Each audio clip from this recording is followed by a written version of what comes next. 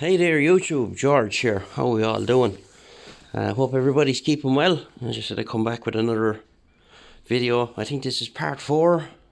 Not 100% sure, but it's been a while since the last one. But I have a lot going on here, as many of you know. And recovering from a broken shoulder as well. Well on the mend now, thank God. Almost there. So, since you've seen it last, don't be getting excited. The engine is doing its best impression of an Easter egg at the moment. All it is an empty case. The only thing that's in it is the pistons and the rods. There's nothing else in it. Everything else is out. Well, the starter's on it there, but that's about the size of it. Damien and Colin came around there one evening, so I got them to lift it in. Right, the list is long. Long road ahead, so a lot of the mounts were missing. So it's only held in on the top and the bottom at the back here at the minute. So, and I have a piece of wood just in the front here, just so as it's not hard up against the frame. So one of the lads from the Old School Suzuki forum, Clive, he's sending over some graph paper with copies of his engine plates for his 711, where you have your Hypersport 750 frame with the 1100 slingshot motor in there.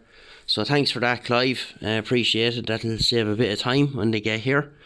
So they'll all have to be made. It'll probably go 6mm on the 6mm aluminium on the front plates there. Have some of that in stock.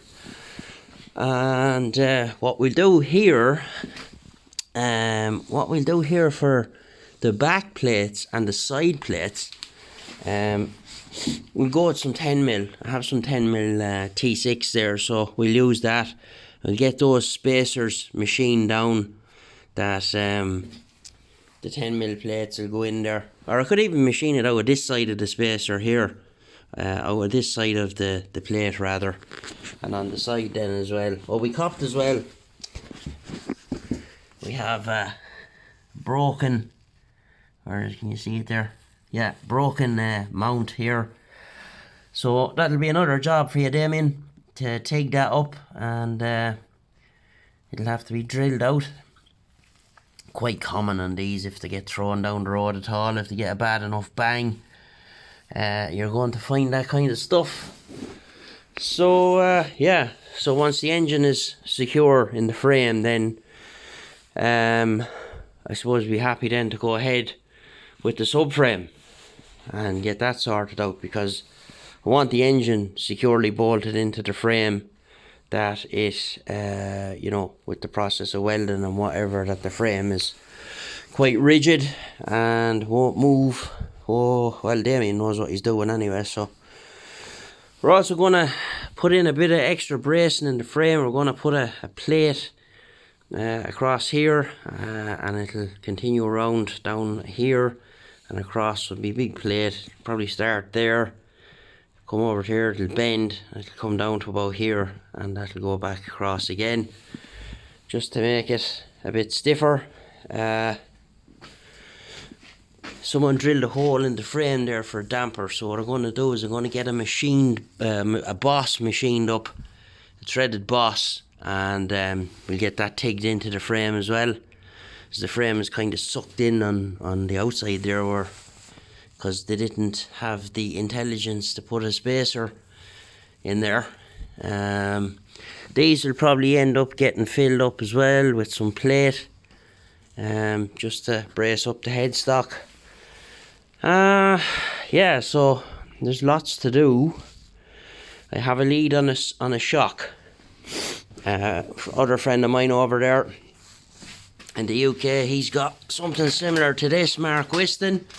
He's got a channel there. I'll put a link down below, and you can see the antics of him with his slabby. And he was telling me he's got an R6 shock in the back of his.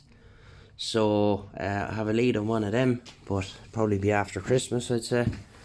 You know yourself, this time of the year, other things take priority. We just have a bar in there at the moment, but I'd say we're going to end up having to make up some new dog bones here, because just to get the angle right, because that lever, that shock linkage needs to come down more that way, so as the bottom of the shock will be about here. But that'll all work itself out, and you know, we're not the best of playing with Suzuki's is that, you know, they're one bits off one, fits off another, so it's an RF 900 back end, so we'll figure it out. The only oddball to the puzzle so far is the front end, which is I think it's a Thunder, YZF 1000 or an FZR 1000, something like that. And I've discovered as well that them forks will take the R7, R1 calipers, so I'd say that might be something that'll happen down the road, because I know from back in the day that it was a very popular mod on a lot of bikes to get R1 calipers onto them, because they're very good. So outside of that, nothing else really, because I just kind of can't do a whole pile with it. So the place is a bit of a mess out here, still waiting for the floor to happen, but that'll get there too. And yeah, in good form, everybody's okay, and shoulder's a lot better than it was, and yeah, happy days.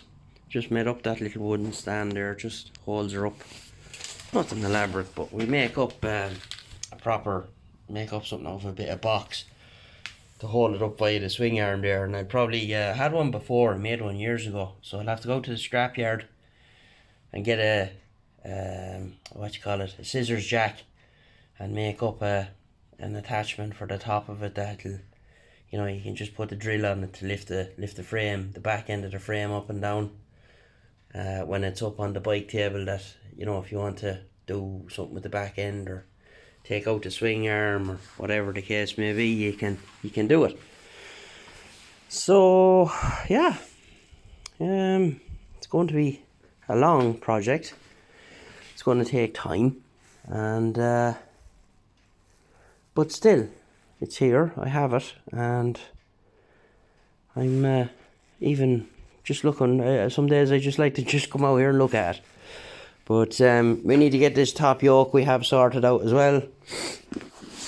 You know, so small little jobs like that will probably happen in the meantime, and get them sorted out so we can get bars on it, and, you know, get stupid little things done, I suppose, like get the clocks mounted and lights and all that kind of carry on, because that can, you know, that can lead you down the road of being able to start in the wiring loom.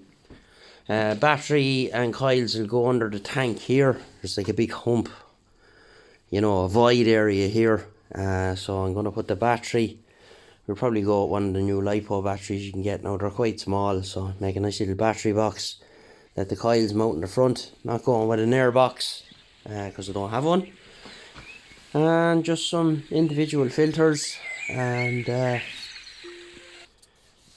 be that. It's not like it's going to be ridden in the rain or anything, so that's normally where you run into trouble with pod filters. If you're out in the rain and you know, she starts taking in a bit of water, they can object to that. The eagle-eyed among you might have copped that this cover is wrong.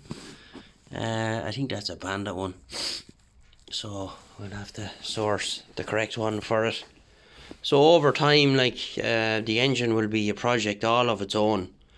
The whole engine will be stripped and fully gone through. You know, check all the crank journals and all the bearings, and replace whatever needs to be replaced. So, you know, most people say to me, "Oh, you're mad, why don't you just go and buy a Bandit 12 engine and put that into it?" Yeah, I could do that, but it's not a 711 then, in the true sense of what a 711 was back in the day.